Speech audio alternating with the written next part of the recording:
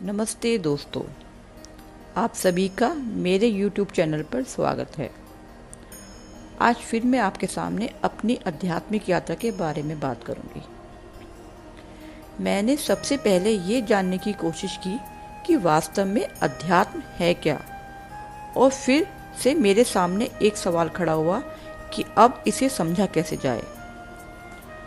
उसके लिए सबसे पहले मैंने अपने आप को मौन किया और मेडिटेशन का सहारा लिया। लेकिन जैसे ही मैं ध्यान में बैठती, थोड़े समय के अंदर ही अनेकों विचार मुझे ध्यान से विचलित कर देते और 10 से 15 मिनट में ही मैं ध्यान छोड़ देती। अब सामने फिर से एक और नया सवाल खड़ा हुआ कि इन विचारों से कैसे निपटा जाए, जिससे मैं एक लंबे समय तक ध्यान में बैठी रहूं। इसके लिए मैंने योग और प्राणायाम को अपनी दिनचर्या का हिस्सा बनाया। अब ऐसे ही करते हुए काफ़ी समय बीत चुका था। मेरा जो ध्यान का समय पहले 10 से 15 मिनट था, वो अब बढ़कर 1.5 से 2 घंटे हो चुका था और मन भी पहले से काफ़ी शांत हो चुका था। सोचने का नज़रिया भी काफ़ी हद तक बदल चुका था। अब मुझे अध्यात्म समझ आने लग गया था कि वास्तव में अध्यात्म है क्या।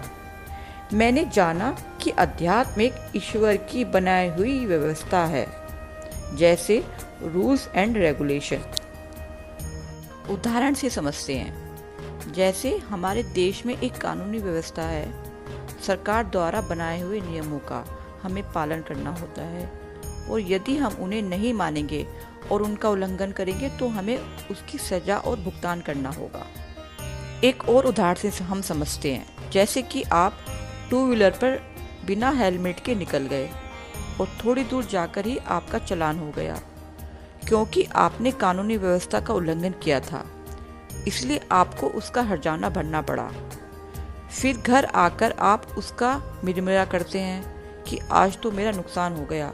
काफ़ी लंबे समय तक उसके बारे में सोचते भी रहते हैं और लोगों को भी बताते रहते हैं।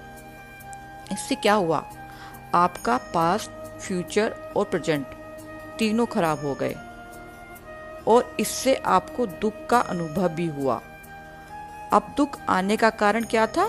हेलमेट ना पहनना, कानूनी व्यवस्था का उल्लंघन करना।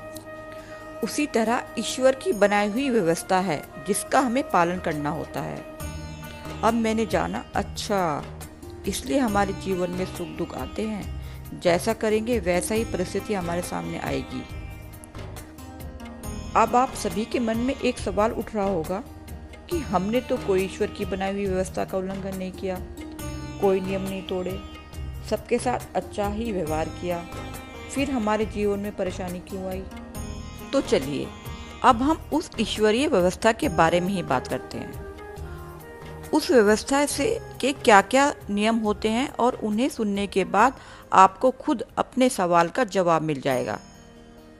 जैसे झूठ बोलना, क्रोध करना, लालच करना, ब्रह्मचर्य का पालन न करना, जीव जंतुओं को हानि पहुंचाना, दूसरों का हिस्सा मारना, नशा करना, बुराई करना, धोखा देना, दूसरों को खुद से कम समझना, अवैध संबंध बनाना, नशा करना, दूसरों की बुराई करना, एक दूसरे के कामयाब होते देखकर जलना, तामसिक भोजन करना, और भी बहुत सारे ऐसे नियम हैं जो कानूनी व्यवस्था में आते हैं।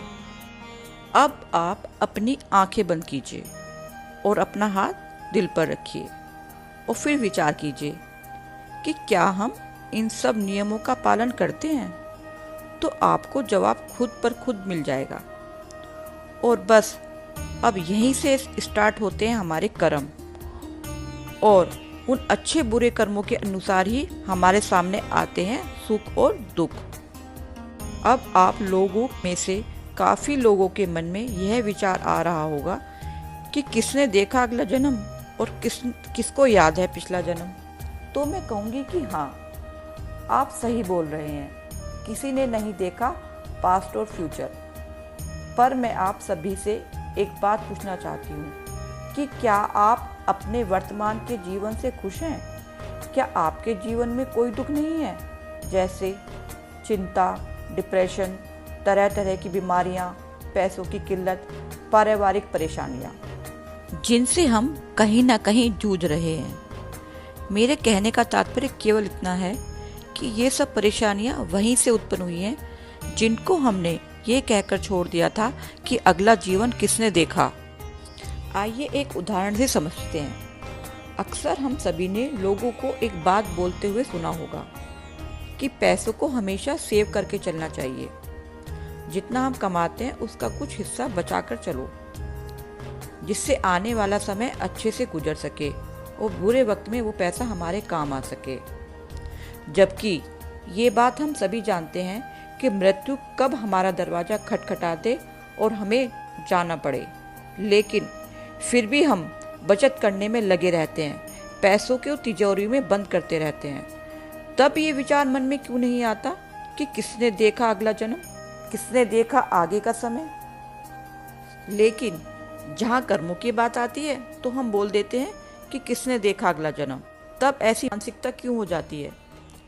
और उन्हीं सब खराब कर्मों की वजह से हमें इस जीवन में परेशानियों का सामना करना पड़ता है और हम भगवान से पूछते हैं कि हमारे संग ऐसा क्यों हुआ।